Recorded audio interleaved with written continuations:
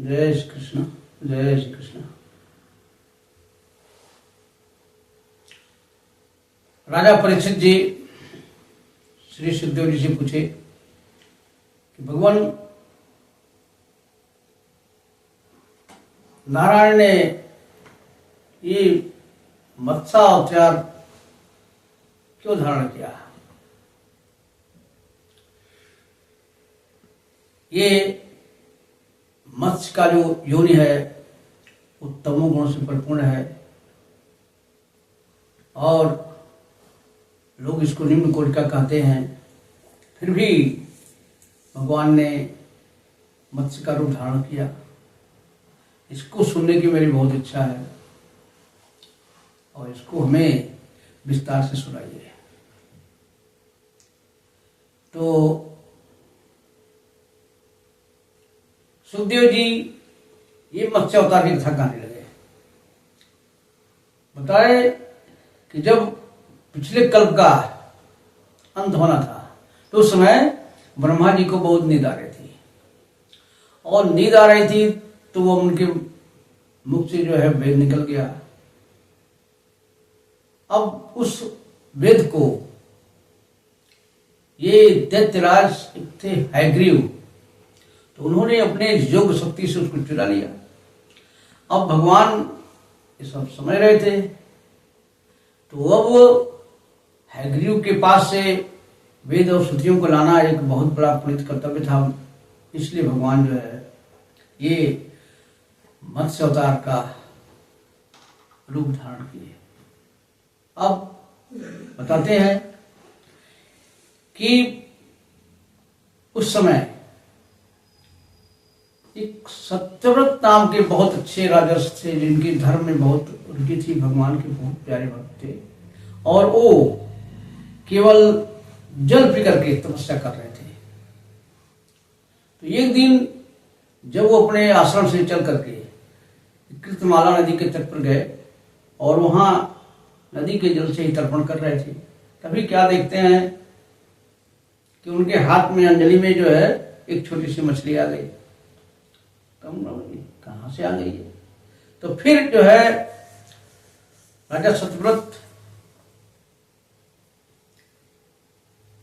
उस जल सहित जो है उस मछली को नदी में फिर गिरा दिए। अब वो मछली की आवाज आती है, राजर्षि आपने हमें क्यों छोड़ दिया? आप जानते ही हैं कि जो है इस जल में रहने वाले तमाम हमारे जात के लोग जो है हमारी जात को खा जाते हैं, तो हमसे बड़ी बड़ी मछलियां हमको खा जाएंगी। हमारी आप रक्षा करिए प्रभु और हमें सच न छोड़िए।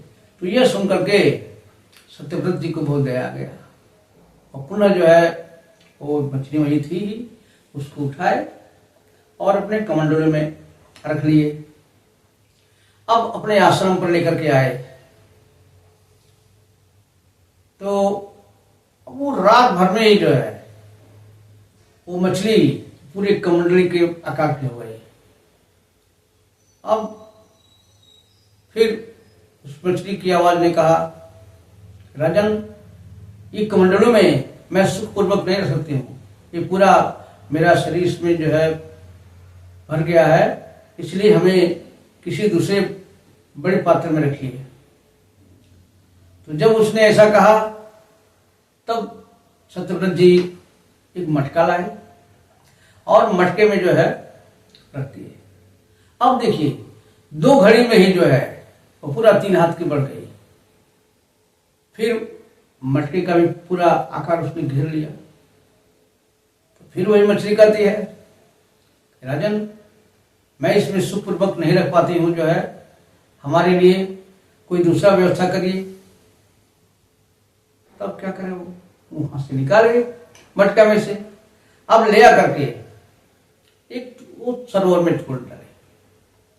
अब देखिए सरोवर में छोड़ने पर फिर वो मत्स्य का आकार इतना बड़ा हो गया कि उसने चारों सरोवर के जल को छीन लिया। फिर वो मछली कहती है कि हमें आप अगाध समुद्र में छोड़ दीजिए।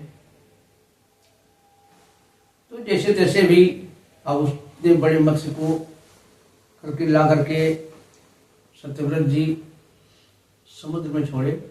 फिर भी मछली कहती है, अरे इसमें बहुत बड़े बड़े मगर आज रहते हमको खा जाएंगे, हमको यहाँ न रखिए। तो कहे कि ऐसा कौन सी शक्ति है कि इस तरह से इसका आकार बढ़ता जा रहा है, हो न हो इतना शक्तिमान है, साक्षात परमात्मा ही होंगे। कहे प्रभु अब तक मैं आपकी माया से ग्रसित था और मैं समझ नहीं पा रहा था, लेकिन मैं अब जान गया कि आप ही हैं और आप जरूर ही सारे जीवों पर कृपा करने वाले हैं। तो हमारा कोई हित कार्य, हमारा कोई प्रिय कार्य करने के लिए जो है आपने ऐसा बनाया और मैं आपको बार बार नमस्कार करता हूँ और मैं चाहता हूँ कि आप हमें आत्म तत्व का ज्ञान दीजिए, क्योंकि इस संसार में तो अक्सर जो लोग शरीरों से अनुराग रखने वाले होते हैं, ऐसे ही पुरुष को लोग गुरु बनाते हैं। तो ये लोग गुरु क्या ज्ञान देंगे? मैं आपको अपना गुरु मानता हूं और हमको आप आत्मज्ञान की शिक्षा दीजिए। इसके बाद तो मत्स्य रूपी भगवान ने कहा, सत्यव्रत आज से 7 दिन बाद ये बहुत महाप्रलय आएगा और उस प्रलय में सारी पृथ्वी डूब जाएगी।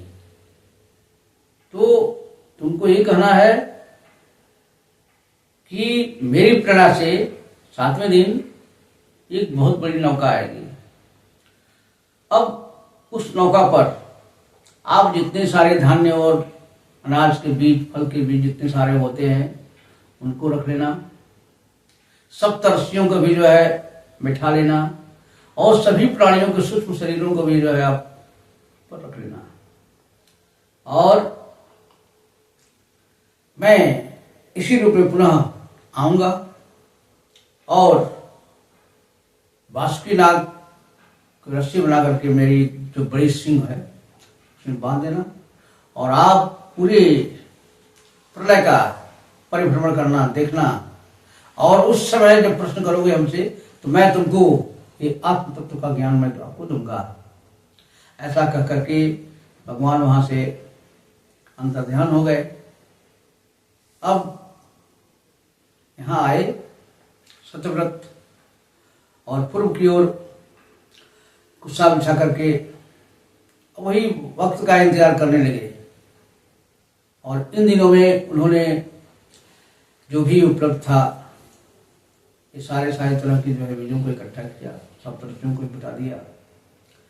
अब वो प्रतीक्षा करते करते वो घड़ी आ गई। अब देख रहे हैं कि समुद्र जो है अपनी मर्यादा को तोड़ करके एकदम आगे बढ़ता जा रहा है। उसी समय एकदम बहुत तीव्र वर्षा शुरू हो गई, हवा के थपेड़े चलने लगे। अब देख क्या रहे हैं, उसी बाढ़ में तगाल एक हर की इच्छा से नौका प्रकट हो गई। नौका जब आ गई तो सबको लेकर के, सप्तऋषियों को लेकर के, सारे बीजों को और प्राणियों के सूक्ष्म शरीरों को लेकर के ये सत्यव्रत जी जो है चल गए। अब जैसा कि कहा था तो पुनः जब तेज थपेड़ों से नाव डगमगाने लगी तो भगवान मत्स्य अवतार मत्स्य का शरीर धारण करके वहां पर आ गए। और जैसा उन्होंने कहा था कि बासुकी नाग की रस्सी से जो है बांधा गया और भगवान चलते गए और पूरा उन्होंने जो है प्रलय काल का दर्शन कराया। उस समय प्रकाश भी नहीं था, लेकिन ये सप्तऋषियों की जो दीप्यमान ज्योति थी उसी का सहारा लेकर के वो किए। और भगवान ये धर्म अर्थ कर्म योग से समन्वित जो है उसी समय उन्होंने जो उपदेश किया। और उपदेश को हम क्या करते हैं, मत्स्य पुराण के नाम से जो मत्स्य जी ने उनको उपदेश दिया वो मत्स्य पुराण है।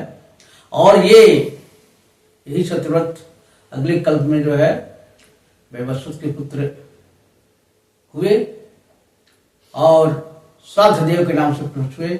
और अब ये अगला मनवंतर जो है यही वैवस्वत मनवंतर के नाम से जाना जाता है। और इस प्रकार सुखदेव जी ने परीक्षित को भगवान के मत्स्य अवतार लेने की कथा कही। और जब ये भगवान ब्रह्मा जी जब जग गए तो उस समय उन्होंने क्या किया, हयग्रीव को बांध करके मार करके और उसे छीन करके श्रुतियां और सारे वेद लाए। बोलिए मत्स्य भगवान की जय।